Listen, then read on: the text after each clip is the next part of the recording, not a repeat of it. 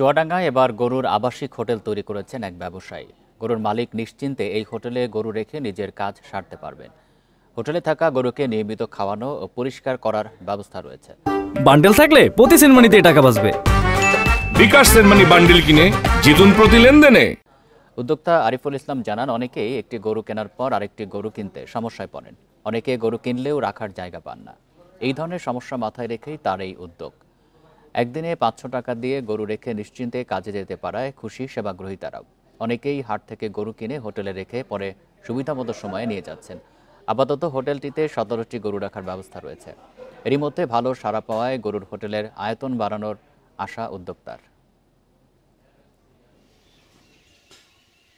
আমার এখানে সুন্দর পরিবেশ, দেখছেন তো বাগান।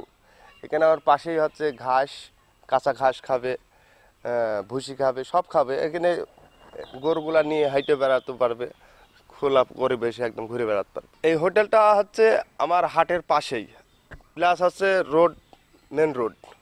এখান থেকে ঢাকা নিয়ে যাওয়া কোনো সমস্যা নেই।